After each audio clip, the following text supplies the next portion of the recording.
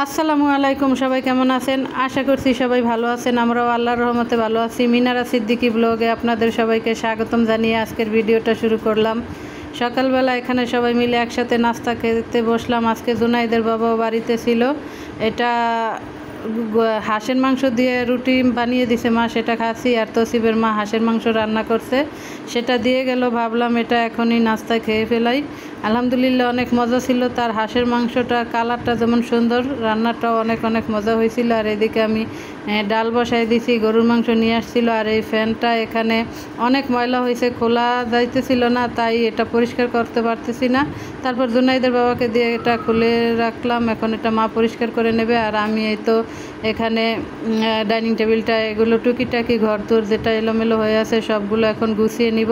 ভিডিওটা দেখতে দেখতে এই পর্যন্ত যে যারা আসছেন প্লিজ একটি লাইক দিয়ে দেখেন, একটি লাইক দিয়ে দেখার অনুরোধ রইল। আর এখন আমি সব কিছু গুছিয়ে নিচ্ছি। আমার মহারানীর ঘর আমি যতই গুছাই, তার তো এটা পছন্দ হবে না, সে আবার নতুন করে নিজের মতো করে গুছাবে। তারপরও এলোমেলো হয়ে আছে, ভাবলাম হালকা পাতলা একটু গুছিয়ে দেই। হঠাৎ একজন মানুষ আসলে বলবে কি এলোমেলো ঘরের অবস্থা, তাই সব কিছু একটু গুছিয়ে নিলাম। আর এদিকে মাছগুলোকে আমি খাবার দিয়ে দিলাম।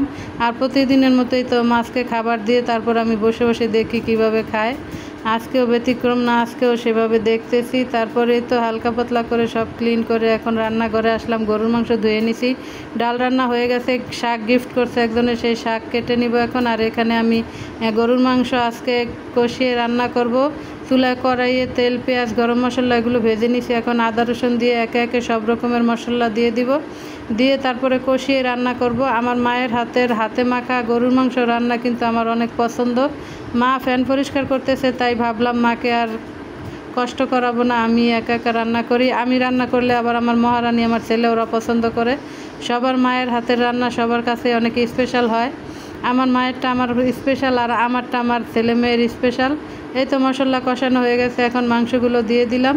আজকে গরুর মাংসের ভিতরে আলু দিব, দু একটা আলু, তারপরে অল্প একটু পেঁপে ছিল, সেটা কেটে নিছি, সেটা দিয়ে আজকে রান্না করব। তারপরে তো এখন লাড়া দিয়ে ঢাকনা দিয়ে ঢেকে দিব। ভিডিওটা ভালো লাগলে লাইক কমেন্ট শেয়ার করে আমার চ্যানেলটাকে সাবস্ক্রাইব করে আমার পাশে থাকবেন। এখানে চিংড়ি মাছ আনা হয়েছে, শাক দিয়ে চিংড়ি মাছ দিয়ে রান্না করব। আর এখানে গরুর মাংসটা কষানো হয়েছে, এখন আলু আর পেঁপে দিয়ে দিব। অল্প একটু আলু আর পেঁপে দিছি, এখন এইভাবে ভালোভাবে লাড়া দিয়ে ঢাকনা দিয়ে ঢেকে দিব। যারা সাবস্ক্রাইব করে আমার পাশে আছেন সবাইকে অসংখ্য ধন্যবাদ। আর যারা এখনও করেন নাই প্লিজ সাবস্ক্রাইব করে দেন। অবশ্যই একটি লাইক দিবেন, আপনাদের একটি লাইকই পারে আমার ভিডিওটা সবার মাঝে পৌঁছাতে। সুন্দর একটা কমেন্ট করবেন, কমেন্টের মাধ্যমে আমি আপনাদের ভিডিও দেখব। এখানে সব কিছু কষানো হয়েছে, এখন আমি গরম পানি দিয়ে দিব। গরম পানি দিয়ে গরুর মাংস রান্না করলে কিন্তু অনেক মজা হয়, মানে শর্টকাটে হয়ে যায়, তাড়াতাড়ি রান্না হয়ে যায়। তারপর এখন আমি শাকের ডাঁটা, আলু এগুলো সব একসাথে কেটে নিছি।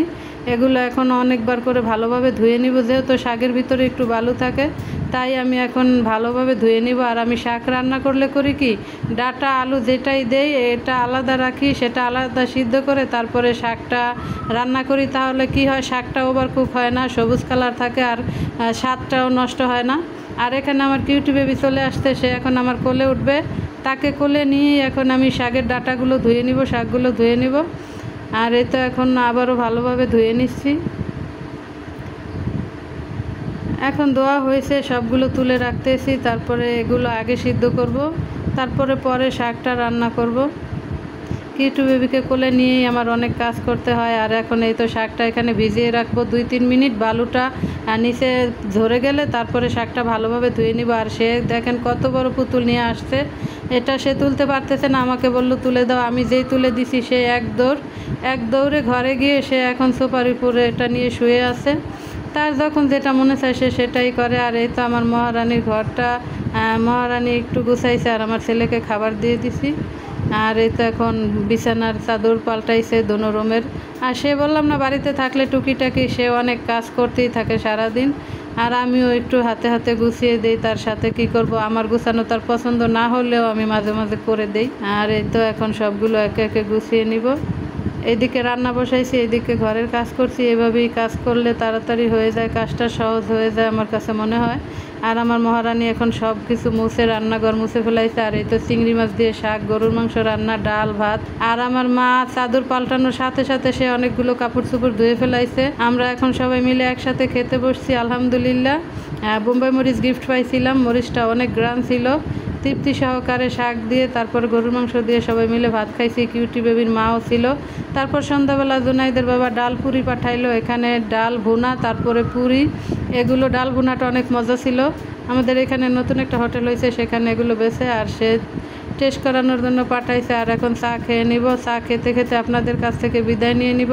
আজকের ভিডিও এইটুকুই। সবাই ভালো থাকবেন, সুস্থ থাকবেন। আল্লাহ হাফেজ।